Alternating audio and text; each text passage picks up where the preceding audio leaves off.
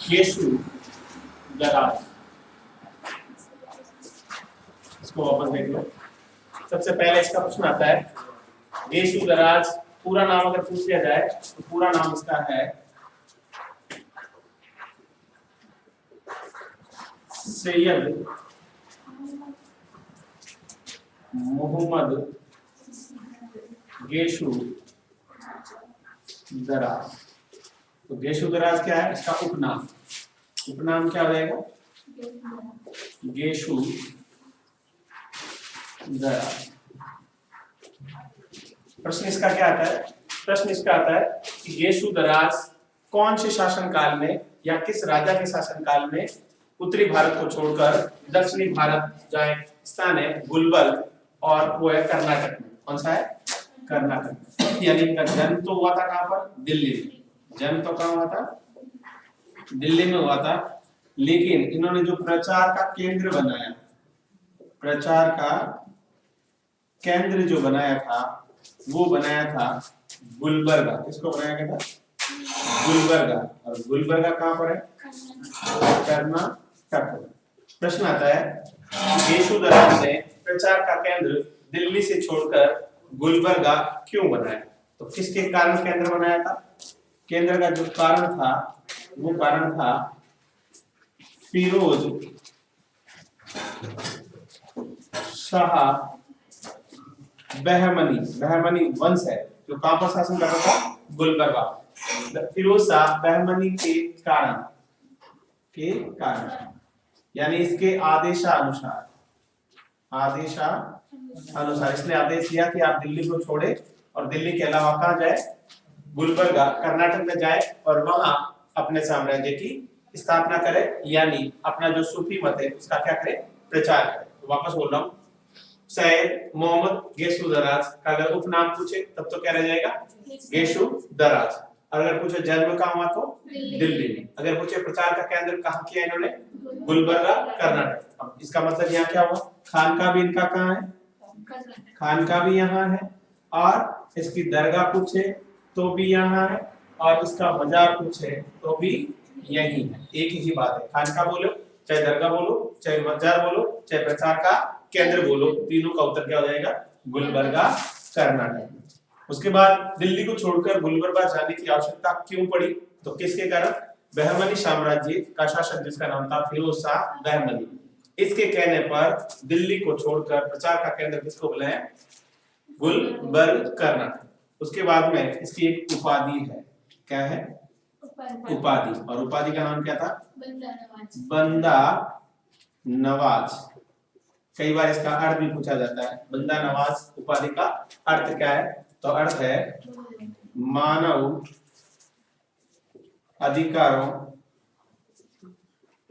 की रक्षा के कारण। किसके कारण? मानव अधिकारों की रक्षा के कारण।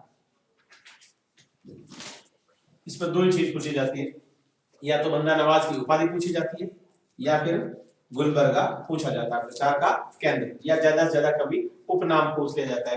गेशु दराज के नाम से किसे जाना जाता है? तो किसे जाना जाता है? सैयद महमूद गेशु दराज।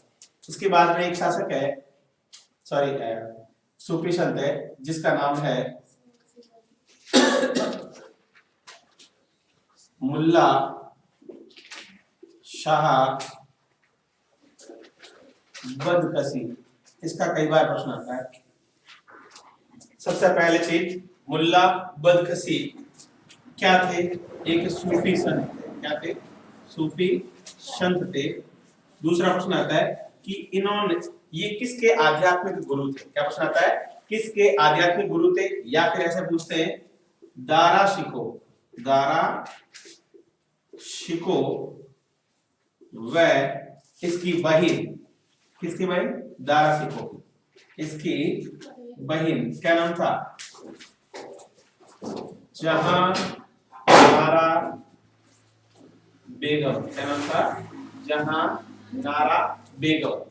दारा शिको व उसकी बहन जहां आरा के शिक्षक व आध्यात्मिक गुरु कौन थे? तो क्या रहेगा? मुल्ला शाह बदकसी। कौन था? मुल्ला शाह बदकसी। प्रश्न इसका आएगा क्या आएगा? दारा शिको व इसकी बहन जहां नारा, कहीं आपको जहां आरा भी लिखा हुआ मिलेगा, एक ही बात है। दारा सिको व इसकी बहन जहां नारा बेगम के ये शिक्षक भी थे और क्या थे, आध्यात्मिक गुरु। आध्यात्मिक गुरु का मतलब जानते हो, आध्यात्मिक गुरु, शिक्षक अलग होता है, आध्यात्मिक गुरु अलग होता है। तो आध्यात्मिक गुरु और शिक्षक का पूछ लिया जाए तो कौन रहेगा, मुल्ला शाह बदकसी। दूसरा प्रश्न अगर आता है तो किसका आता है, दारा शिकोह का प्रश्न आता है। कैसे आता है, एक प्रश्न आता है सिर्रे अकबर, अगर लिखा आ जाए सिर्रे अकबर क्या है, सिर्रे अकबर है क्या, तो 52 उपनिषद थे, हिंदी में लिखे हुए थे, उनका फारसी में अनुवाद करने वाला कौन था, दारा सिकोह। अगर आ जाए सिर्रे अकबर क्या है, तो ये अनुवादित पुस्तक है किसका, 52 उपनिषदों, 52 उपनिषदों का फारसी में अनुवाद किस नाम से किया, सिर्रे अकबर के नाम से। सिर्रे अकबर क्या है, एक पुस्तक का नाम है। किसने लिखी थी, दारा सिकोह ने लिखी थी। किसने लिखी थी, दारा सिकोह रचित, दारा सिकोह रचित है ये। मैं वापस बोल रहा हूँ, इसका कई बार प्रश्न पूछा जा चुका है। 52 उपनिषदों का फारसी में अनुवाद किसने किया, तो दारा सिकोह ने। किसने किया था, दारा सिकोह ने। किस नाम से किया था, सिर्रे अकबर के नाम से। किस नाम से किया था, सिर्रे अकबर। तो अगर सीधा सा पूछा जाए सिर्रे अकबर क्या है, एक ग्रंथ है। रचना किसने की थी, दारा सिकोह ने की थी। किसका वर्णन है, 52 उपनिषदों का फारसी में वर्णन किया गया। इसके बाद जहां आरा का भी एक प्रश्न पूछा जाता है, एक ग्रंथ है जिसका नाम है साहिबिया। क्या नाम है, साहिबिया। अगर छोटा प्रश्न आ जाए साहिबिया क्या है, तो साहिबिया क्या है, साहिबिया में किसका वर्णन है। साहिबिया एक ग्रंथ का नाम है जिसकी रचना किसने की थी, जहां नारा बेगम ने। किसने की थी, जहां नारा बेगम ने। है क्या इसमें, मुल्ला शाह का जीवन वृत्तांत है। इसमें क्या है, ये है क्या, तो ये है मुल्ला शाह का जीवन वृत्तांत। और लिखा किसने, रचना किसने की थी, जहां नारा बेगम ने। जहां नारा बेगम कौन थी, दारा सिकोह की बहन। दारा सिकोह कौन था, शाहजहां का पुत्र था। कौन था, शाहजहां का पुत्र। ये था शाहजहां का पुत्र, शाहजहां का पुत्र। इसको भी याद रखना, वापस सुन लो। अगर प्रश्न आ जाए गेसु दराज के नाम से किसे जाना जाए, तो क्या कहोगे, सैयद मोहम्मद गेसु दराज। उपाधि पूछ ली जाए तो बंदा नवाज। अर्थ पूछ लिया जाए मानव अधिकारों की रक्षा के कारण। जन्म कहाँ हुआ था, दिल्ली। तो दिल्ली को छोड़कर गुलबर्गा में जाने की जरूरत क्यों पड़ी, या किसके कहने पर गुलबर्गा को केंद्र बनाया, तो किसको कहने पर, फिरोज शाह। फिरोज शाह कौन था, बहमनी साम्राज्य का राजा था। बहमनी साम्राज्य का स्थापित था कर्नाटक में। कर्नाटक का स्थान कौन सा है, गुलबर्गा। एक इसका जो महत्वपूर्ण प्रश्न आता है वो आता है, ये याद रखना कि वह शासक या वह शासक जिसके आदेश के अनुसार गेसु दराज ने पहला मदरसा स्थापित किया। पहला मदरसा, मदरसा मतलब जानते हैं, जिसमें इस्लाम धर्म की शिक्षा दी जाती है। तो इसमें याद रखना, मदरसे की स्थापना की थी। मदरसे की स्थापना किसने की थी, गेसु दराज ने। किसके कहने पर की थी, फिरोज शाह बहमनी के कहने पर। मदरसा का प्रश्न बहुत बार पूछा जाता है कि पहला मदरसा किस सूफी संत द्वारा स्थापित किया गया था, तो गेसु दराज के द्वारा। कहां स्थापित किया गया था, गुलबर्गा कर्नाटक में स्थापित किया गया था। किसके कहने पर किया गया था, फिरोज शाह बहमनी। फिरोज शाह बहमनी किस वंश का शासक था, बहमनी साम्राज्य का। उसके बाद है मुल्ला शाह बदकसी। कौन था ये, सूफी संत था। किसका, कादरी सिलसिले का। किसका था, कादरी सिलसिले का। ये भी लिख लो, ये किस सिलसिले का था, कादिरिया सिलसिले का, या कादिरिया संप्रदाय का संत था। कादिरिया संप्रदाय का संत था। और ये किसके गुरु थे, दो के। एक तो दारा सिकोह के, दूसरा इसकी बहन जहानारा बेगम। दारा सिकोह ने कौन सा ग्रंथ लिखा था, सिर्रे अकबर। सिर्रे अकबर में क्या है, 52 उपनिषदों का फारसी में वर्णन है। फिर है साहिबिया। साहिबिया किसने लिखा था, जहानारा बेगम है। जहानारा बेगम कौन थी? दारा शिकोह की बहन यानी शाहजहां की पुत्री, शाहजहां की पुत्री। और किसने रखना किस थी? साहिबिया की भी जहानारा बेगम। एक और बता उतारने से ज्यादा सुनो। अब्दुल्ला गंगोई, शेख अब्दुल्ला गंगोई। इसका एक प्रश्न आता है, कई बार आया हुआ है। इसका प्रश्न आता है कि ये किस नाम से कविताएं लिखते थे। इसका प्रश्न आता है कि शेख अब्दुल्ला गंगोई किस नाम से कविताएं लिखते थे। ये लिखते थे अलख या अलखुदास। ये इसका उपनाम है। नाम क्या है? ये इसका उपनाम। और उपनाम क्यों पड़ा? इसलिए पड़ा कि शेख अब्दुल्ला गंगोई अलख या अलुक के नाम से क्या लिखते थे? कविताएं लिखते थे। इसका मैं कारण लिख देता हूँ। उपनाम का जो कारण था वो था कि अलख नाम से कविताएं लिखते थे। अलख नाम से कविताएं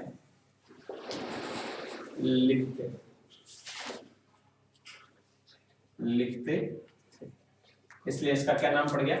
अलख या अलखुदास। अलख या अलखुदास। दूसरा इसका एक पुस्तक है, उसका नाम कई बार पूछा जाता है।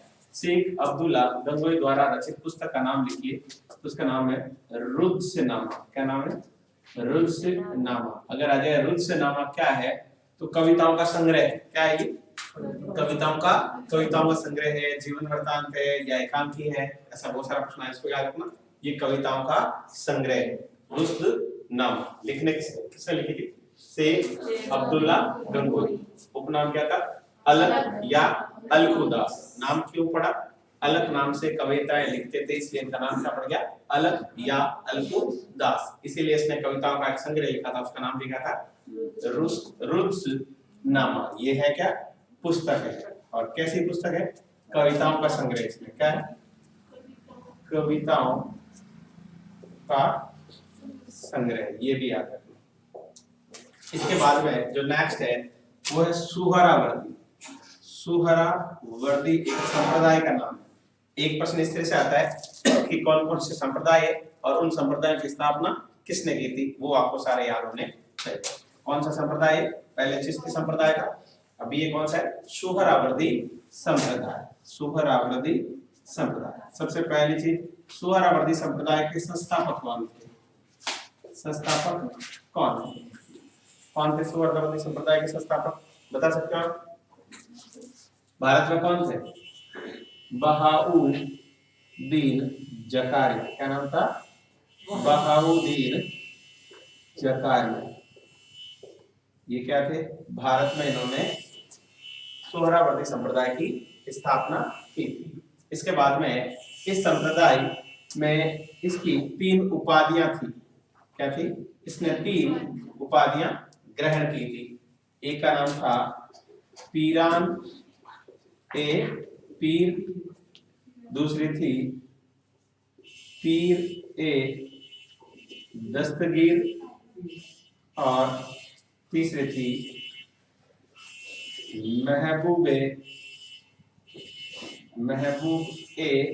शुभानी। क्या नाम था? महबूब ए शुभानी। इसके बाद में अगर और कुछ पूछा जाता है इसका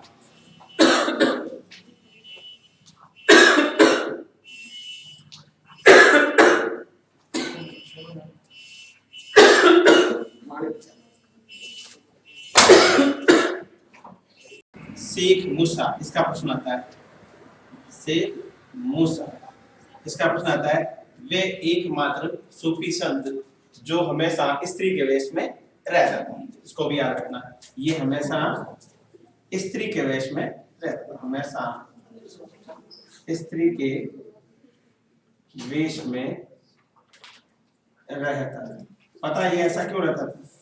इसकी सोच थी कि आने वाले टाइम में से लड़के लड़कों के कपड़े पहन लेंगे, इसलिए बेचारा पहले पहनते आजकल नहीं पहनते। देख लो जींस वगैरह सब पहन लो, पहले नहीं पहनते था। ये बेचारा वैसे ही पहले सोच समझ के इसने काम किया। इसका भी याद रखना। ये किसके समकालीन था? ये अकबर के के समकालीन, अकबर के समकालीन। लेकिन इसका प्रश्न ये नहीं आता, एक तो आता है स्त्री वेश वाला, या फिर दूसरा प्रश्न आता है एकमात्र सूफी संत जो अकबर के 5000 मनसबदार था। 5000 मनसबदार, तो ये भी याद रखना, कितने मनसबदार था ये? 5000 मनसब। मनसब क्या है? मनसब क्या था? मनसब क्या था? एक पद था। क्या था? पद। तो याद रखना, एकमात्र सूफी संत जो अकबर के दरबार में 5000 का मनसबदार था, और वो कौन था? शेख मूसा। कौन था? शेख मूसा था। इसके बाद में एक का प्रश्न आता है मीर शेख मीर। सबसे पहले इसका उपनाम क्या रहता है? मियां मीर। क्या नाम है इसका? मियां मीर के नाम से जाना जाता था।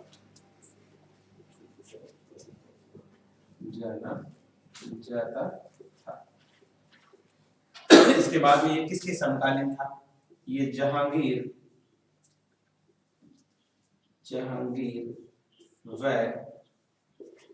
शाहजहां के समकालीन।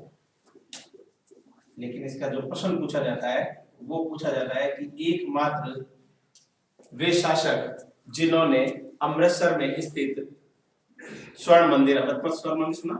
स्वर्ण मंदिर जो अमृतसर में है और सिखों का है, लेकिन उसके बावजूद उस मंदिर की जो नींव है, उस नींव को किसने रखा था? शेख मीर ने, जिसको किस नाम से रखता है? मियां मीर के नाम से। तो इसका प्रश्न क्या आता है? स्वर्ण मंदिर की नींव रखने वाले एकमात्र सूफी संत कौन थे? तो शेख मीर थे। कौन थे? शेख मीर। तो इसको याद रखना, स्वर्ण मंदिर जो कहां पर है? अमृतसर। कहां पर है? अमृतसर। स्वर्ण मंदिर की नींव रखी। ये आपका सूफीवाद हो जाता है समाप्त।